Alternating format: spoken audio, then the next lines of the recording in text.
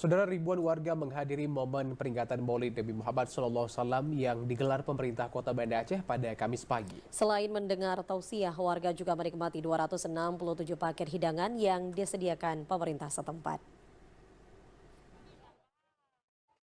Berlangsung di Taman Bustanul Salatin, momen peringatan Maulid Nabi Muhammad 1445 Hijriah, pemerintah Kota Banda Aceh berlangsung meriah. Sejak pagi, sejumlah organisasi perangkat daerah dari pemerintah setempat telah hadir membawa hidangan guna menjamu tamu undangan.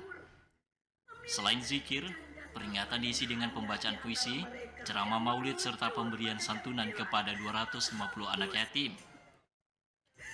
Peringatan yang mengundang 4.000 orang tamu ini dihadiri oleh unsur Forkopimda Kota Banda Aceh serta sejumlah kepala instansi vertikal maupun perbankan, baik pemerintah maupun swasta. PJ Wali Kota Banda Aceh, Amiruddin mengatakan, peringatan Maulid juga diharapkan menjadi ajang meningkatkan perekonomian warga.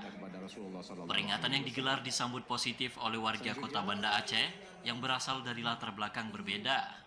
Terkait dengan persiapan menjelang pemilu ini sudah pertama sekali KIP ini selalu berkoordinasi dengan pemerintah Kota Banda Aceh dalam semua kegiatan yang dilakukan, termasuk pendanaannya dan apa yang dilakukan oleh KIP ini terus melakukan koordinasi dengan pemerintah kota.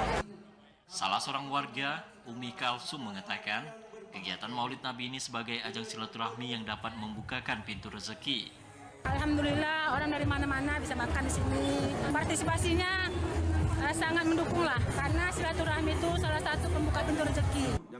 Sementara itu, dalam tausiahnya, Ustadz Irfan Yusuf mengajak umat muslim Kota Banda Aceh untuk mengamalkan akhlak Nabi Muhammad dalam kehidupan sehari-hari. Irfan berharap peringatan Maulid menjadi ajang memperkuat persatuan umat Islam di kota ini. Dari Banda Aceh, Arman Konadi, TVRI melaporkan.